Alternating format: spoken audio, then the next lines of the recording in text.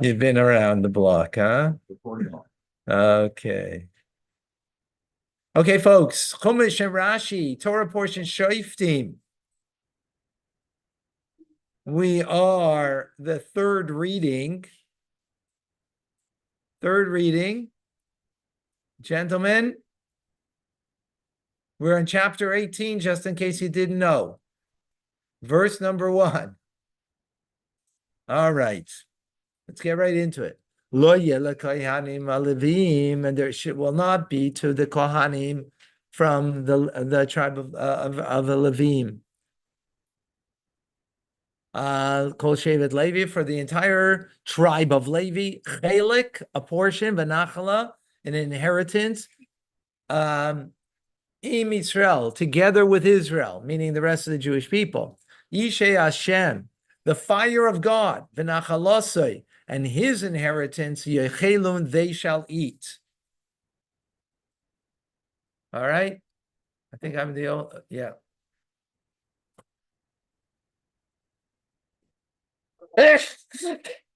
Rashi. What does Rashi say about this? Kol Shevet Levi, the entire tribe of Levi, Bein Tmimim, where those are blemish-free, Bein Bali Mumin, whether they have blemishes. In other words, if you're a Levi and you have a blemish, or a Kohen and you have a blemish, right? You can't do the regular service. Doesn't matter. The verse over here is saying Kol, all, right? Meaning blemish, not blemish. You are a part of that tribe. You do not get an inheritance of the land. You get, you eat God's food. That'd be a problem today, wouldn't it? Why is it a problem today? The prejudice. Prejudicial. Prejudice. Okay. Okay. Chelek. What does it mean? No portion? A portion in what? So Rashi says, Bebiza, in the spoils of war. Benachla, an inheritance, Baritz, of the land. Okay? A portion of the spoils of war. They don't get. So they don't. So you neither get that nor and they don't inherit land. Exactly. And plus they got their that's what's sustaining them. Isha Hashem, fire offerings of Hashem, Kodshe Amikdash. Let's learn Rashi. They are the holy of the base of Mikdash, meaning the offerings that are brought there. Benachalasa and his inheritance, Ele Kodshe Gvul. These are the holy, which are holy of the borders. Meaning is eating outside of Jerusalem, like Truma and Meiser. Right, they don't need to be eaten in. Second tithe needs to, but the first tithe and the truma does not need to be eaten in Jerusalem. That's their inheritance.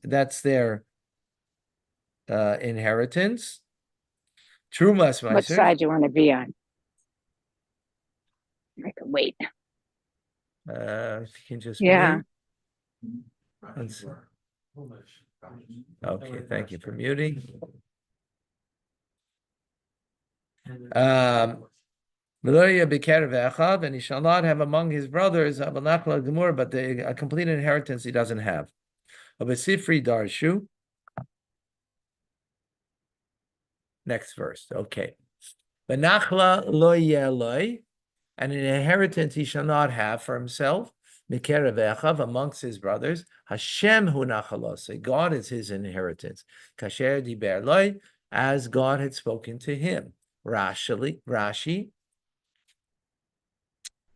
Benachla lo yeloi, and he shall not have an inheritance. Zu nachlas shar. This is the inheritance of the rest. Mikerev echav, among his brothers. What does that refer to? Zu nachlas chamisha. This is an inheritance of 5.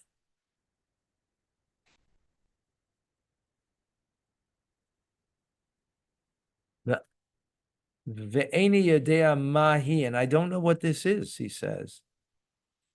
Right, because in the previous verse, we said, not getting from the spoils, not getting from the land, and then it says what you are getting, right? You're getting the holy offerings that are in Jerusalem, those that are outside of Jerusalem, like Truma and Meiser, right, and tithing. And now this verse is coming to add something seemingly, right? So the verses in Jerusalem that they have are not going, are they ultimately going to the temple treasury, like to the temple, or is it just to them? No, it's to them. Okay. No, otherwise, no, otherwise, no, that's their portion. It's there, okay, so it's specifically, it's not for them, their like service to do something with it. No, they do service. God is their inheritance in the sense that they're doing service, Yeah, right? But what are they getting to sustain themselves? That's the question, yeah, right? okay, got it. They're not getting spoils of war that No. help to sustain you. They're not getting land that will sustain you, No. right? So then what are they gaining? So they're getting the offerings, Yeah. they're getting Truma and Meiser, they're getting everybody's 10%, Yeah. 2%, and and so on. Yeah. They're getting all of that, right? But when you give a cow or something, they get that too. Can't forget. Right. Heavy. You have to be- In any case, but let's stay focused. Rashi now is perturbed. Look what verse 2 is saying. It's a repetition, right? It's repetition. He's not getting an inheritance amongst his brothers. Well, we just said that. Yeah, we did. Right? So Rashi is quoting from the Sifri, right? That the Sifri says that there's 5 inheritance. And Rashi is now saying, Ini Yedei Mahi. I don't know what this is reference to, right? The verse says the inheritance of the rest, which is an inheritance of 5, Venir Ali. So he doesn't understand it according to the Sifri. That's what he's saying, right? He says, it appears to me, She'eretz Canaan, Shemeivar Yarden Ve'elach, it's referring to the land of Canaan, which lies beyond the opposite side of the Jordan. In other words, the land between Jordan and the sea.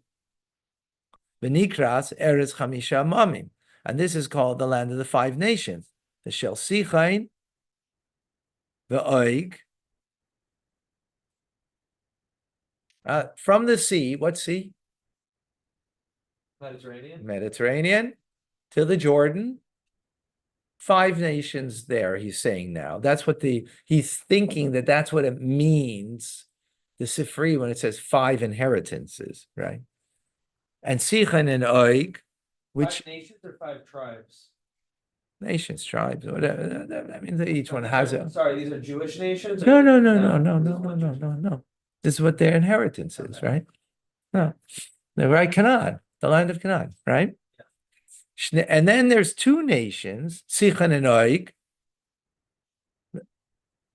right? The Amorite Kanani, the Amorite and Canaanites, V'nachal Ashar, and the inheritance of the rest. Okay. Others, what we learned previously, they're getting an inheritance. What are they getting inheritance of? They're getting the 5. I don't know why he breaks it down to 5 nations and then 2 nations, which is the 7 in Canaan, right? And now he's saying, so what's the rest? Because in our verse, it's saying, here's something about the rest of the inheritance, right? So he's saying that the rest is Rabbat's Kini, Knizir Kadmoni, comes to the 3 lands. 3 lands. The 3 nations, rather. Okay. 3 nations, Kini, Knizir Kadmoni, are on the east side of the Jordan. Okay.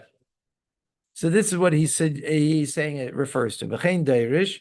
I like what Sifri expounds to say Parshas Matanos in the passage of the gifts. Shenemru l'Aaron, that we're told to Aaron, Al Kain Lo Yahya Levi. Therefore, Levi will not have a share of the heritage of his brothers. Lahazir Al Kain Keniza Kadmoni, meaning to also warn that they're not getting from that part of the land either.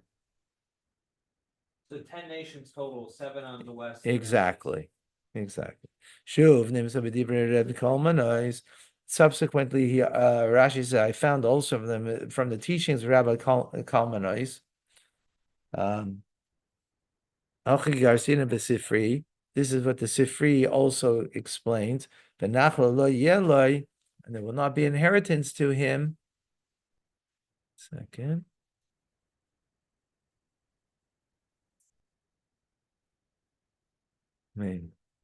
And the inheritance will not be for him. Eila nachlas chamisha. This is the inheritance of the five. Bekerev echab among his brothers. Ve'ela nachlas shiva. And these are the inheritance of the seven. Which refers to nachlas chamisha shvatim, the inheritance of five tribes. And nachlas shiva shvatim, the inheritance of seven tribes. Miteich sheMoshe veYehoshua, because Moshe and Yehoshua lo yichelko nachla ela lechamisha shvatim bilvad. They allotted the inheritance of five tribes only. Shekei Moshe hincha leReuven Gad cheti shevet Menashe. For Moshe, he allotted to Gad, to Reuven Gad, and half of Menashe. Yehoshua hincha leYehuda b'Ephraim, and Yehoshua gave the portion of the land to Yehuda and Ephraim, lecheti shevet Menashe, and half of Menashe.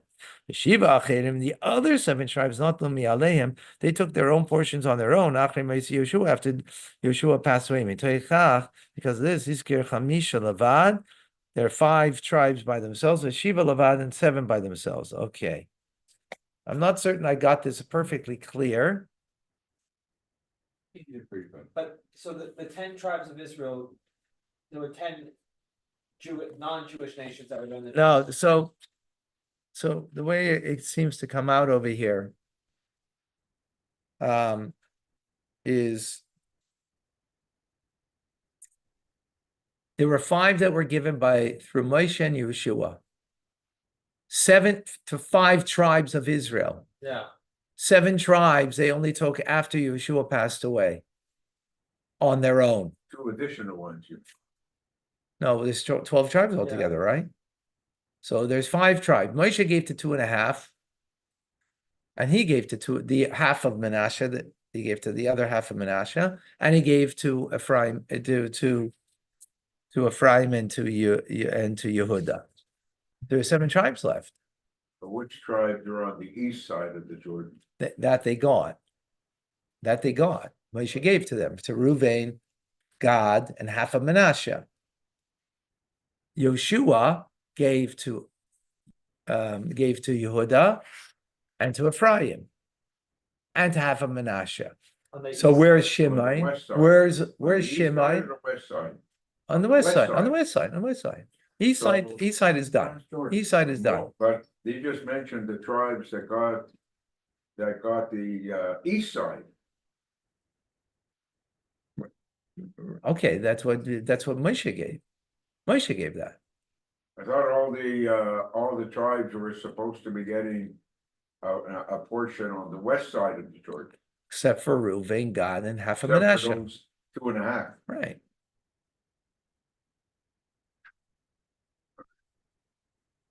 Okay.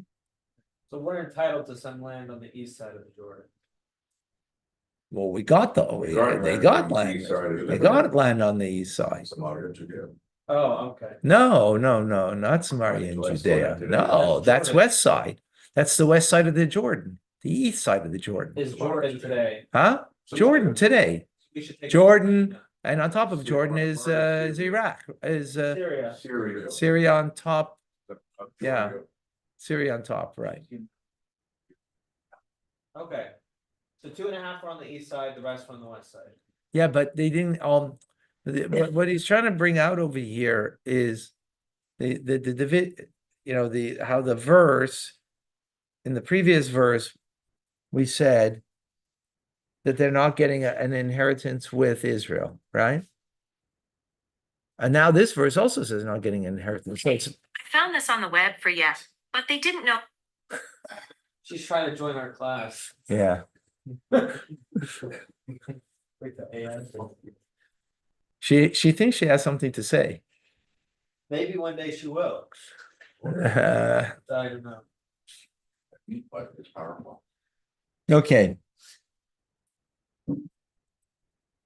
In any case, what's coming out over here is in the verse, there's a verse speaking about the 5 tribes of God, and then those that are the rest of the inheritance, which the rest of inheritance means that they got inheritance, the tribes of Israel I'm talking about, right? They got their inheritance later. That's it. They didn't get it in the times of Joshua. That's the way. I don't. Yeah, that's. I have to look into enough. I don't know what happened there. Okay, let's do the next Rashi. The second Rashi in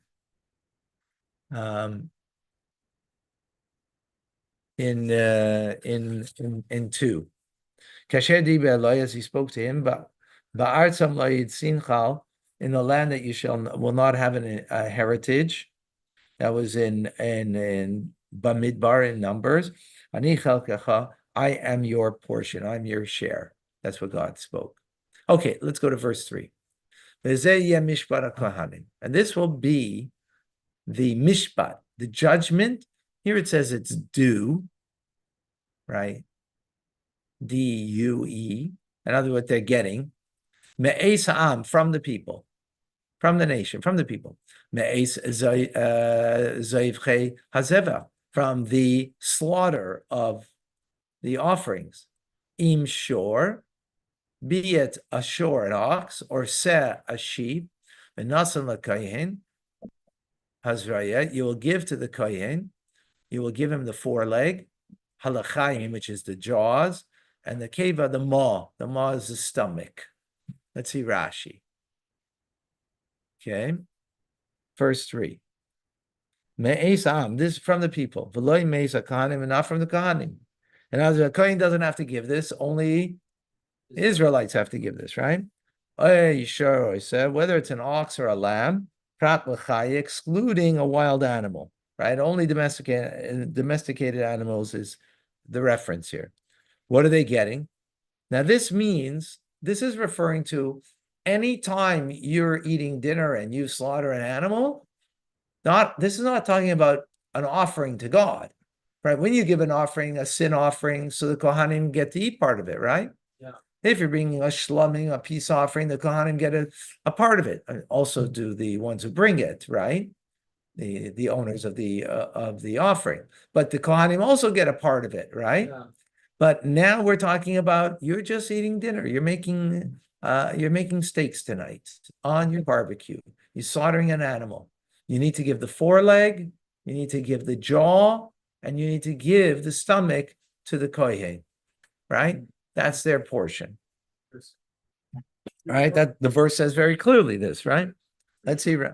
Let's see. There's not much meat in the jaw. And who eats Oh, the stomach? foreleg there is. A lot of meat in the foreleg. Leg there, foreleg Not there. in the jaw, You ever have it? and in the stomach, there's mostly intestine and stuff like that. Yeah. Maybe they make kishka there from there, right? Kishka, that's about it. Yeah. Okay. Let's go to the next Rashi. Hazraya, the foreleg. Mina perek shel arkuba. This is the joint of the arkuba.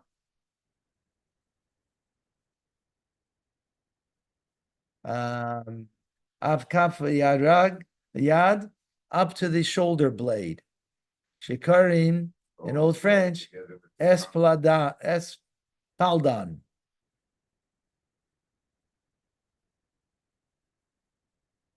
Okay.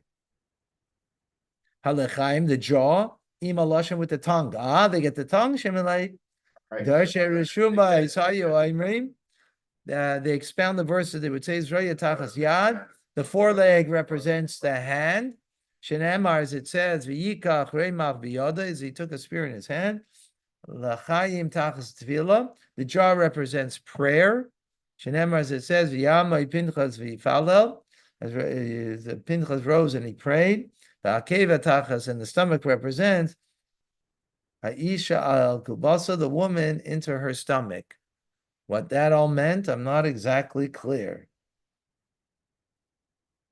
The woman into her stomach? So the tongue is prayer, Yeah. right? The foreleg is like the hand, Yeah. right? Because when Zimri sinned, remember, publicly with the Midianite princess, so Pinchas killed them, right? Yeah. So he killed them And they're suddenly and talking throwing a spear through the stomach, right? They're suddenly talking about that. No, so he's saying what it represents. The Kohanim are getting things that represent an arm, a tongue for prayer, an arm to do a mitzvah, right? To reach out. Thought and speech. Woman or I don't know what the stomach is. It's not referring to a uterus, is it? What's the ma? M-A-W. Stomach, stomach. stomach. So that's because the woman got it through the stomach. Yeah. Okay. Others, why they merit what they got. This is what it's explaining because of the story of Pinchas. It's all based on what Pinchas did, right? Yeah. And Pinchas became a kohen then. Okay. Another thing that they get, Reishis de Gancha, the first of your grain, B'si Roishcha, and of your wine, B'si Harecha, and of your oil. Reishis gaze, the first of the fleece, meaning the first wool, Tzoincha, of your sheep. Titen lo, you should give to him. Right? This is going to the kohen. Number 4 in Rashi. Reishis de Gancha, the first of your grain, the Truma, that refers to Truma. Right? The 2% that the kohen get. Loi perish ba'ashir, and the Torah does not give a specific amount of our Rabbeinu and also shir, but our rabbis gave an amount. Ayin yafa, if you were generous with a good eye, echad me'arbaim, you would give 1 out of 40, right, which is 2.5%. Right, ayin ra, if you had a bad eye, you give echad mishishim, you give one just over 1%, 1 in 60. Beinanis, if you were, not overly generous, but not. Right, you give 1/50th, which is 2% exactly. The Samcha, the Mikra, Average, you see. right? And they draw support from the verse. Shalif te'ech be'echad b'shishim, not to give less than 1/60th. Shenemar, as it says, shishis efa mechemer achitim, truma, which is separated is 1/6 of an efa from a chemer of wheat. Shishis efa chetzi sein. So chetzi saw, 1/6 of an ephah is half a saw. Shatanes and chetzi saw the core. When you give half a saw for a core, you have 1/60th. So just bringing that there is a sort of like a Sliding scale. no, he's just bringing it. Where do we get the rabbis? Where did they get 1/60th from? So he just made the calculation. Where do you get 1/60th? But 1/60th is the bare minimum, Yes, and exactly. 1/40th is like the ideal. Yeah, exactly. Half a quart. Reishi's gaze, the first of the shearings of the flock. Keshata gaze, when you shear your flock, the whole shana every year, give the first of the shearing to the kohen. And also Torah does not say how much you should give, but our rabbis gave an amount, 1 of the 60th. The kama tzayin chayeves v'reishis gaze. How many flocks? A minimum what is one obligated to give the first of the shearings? Chamesh recheles, 5 ewes. Shenemar chamesh tzayin asuyas. Let's just first learn Rashi before we go into our own thoughts. Okay. Question of it. Okay, but let's first finish it. 5 prepared sheep. Rabbi Akiva comes to 5 as follows. Reishis shtayim. Reishis geish shtayim. It says first shearings. That's 2. Tzaincha arba. That's 4. Why? Because it's in plural. Tzainecha, right? Titen lo. You should give to him 5. Rashi learns it from a different way. Do you follow how Rashi just learned it? Rashi learned it, well, because it's based on the verse, right? So Rabbi Akiva learns. How do you know that you need 5? In other words, when are you obligated to give the first shearings to the kohen? When you have 5 sheep. Oh. If you had 1 sheep or 4 sheep, you don't have to give anything. But when you have a herd of 5, then you're obligated to give 1/60th of it to the kohen. Now, 1/60th of your total herd. Yes, 1/60th total herd. Exactly. So when you first shear like the 5th sheep, then you're like, now you gotta start giving Well, something. when you have 5 that you're shearing now, So what if you're not, what if you're only shearing like 4 of them in one? So then you don't have the So if you have obligation. 5 shearable sheep. You don't give anything. No, but I'm saying. Not like, if you have- obliged to If you have give. 5 sheep, but one is like incapable of growing wool, for instance, like it's almost dead, for instance. Then like, is it saying 5 wool producing sheep, or is it just saying 5 sheep? Yeah, no, for wool producing Wool sheep. Yeah. First of all, by the way, all sheep produce wool. I know, but I'm thinking like hypothetically, if you had a sheep that like. was Yeah, like- anyways, no, but yeah, but you'd have to be, I know it's from 5 sheep that you're going to have wool, Okay, right? Visualizing. I am vigilant. See that? You're right, Brandon. Okay, last verse. Does- Ki boy does- bachar Hashem Elokecha. does So, you had a the- question. Does the amount that they're giving have anything to do with kosher or not kosher? Because that 1/60th is considered to be a kosher thing Right. versus not, you know, you drop milk and it represents 1/60th, although go measure it, but represents 1/60th of the, it's still considered to be kosher. So Right, How does that relate? yeah. Batal b'shishim, b'diuk. So very good question. This is not a Rashi issue because it's not a simple meaning, right? So, but I would think that there is a relationship. That there would be a relationship. What it is, I don't know. And it's not a question on the simple meaning of the text because it's more of a hinted relationship between two ideas, right? Right. Which is a good question, but I don't have an answer, but in our understanding of the simple meaning of the text, it's not a question in that context. Okay. Okay, but very good point. Okay, last verse. Because in him, Hashem, he chose Hashem, your God, because from all of your tribes. Who did he choose? The Levi. A tribe of Levi, Lamed, to stand, Lisharis, to serve, Hashem Hashem, in the name of God, who Uban of him and his sons, Kol Yamim, all of the days. So it's not only that they don't, okay, never mind. Let's see, Rashi number Yeah. 5, last Lamed, Lisharis, what do you mean to stand and to serve? So from here we understand that to serve in the Holy Temple, we just actually learned this in Rambam, by the way. We just learned this like a week or no, but maybe just over a week ago. We learned that when you're serving in the Holy Temple, you're not allowed to sit. So Kohen can, in the middle, decide to sit, and he's tired, and he's sitting, and the blood is brought to him in a basin. You have to stand when you're doing the service. How do you know that? How do you know that?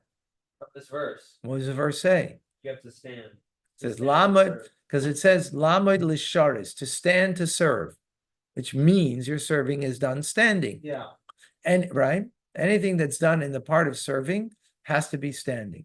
does that apply to today in terms of any of our like davening?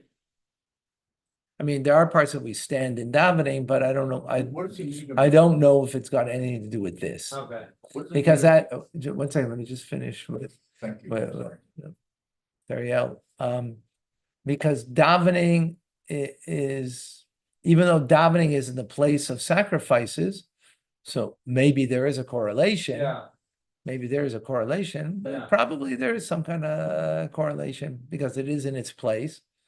But it's not, I don't think it's not learned from this verse specifically, right? Because this verse is speaking about sacrifices. Because davening is in the place of sacrifices on some level at least, right? Therefore, there might be parallels. What does he Yes. mean? Amida means to stand.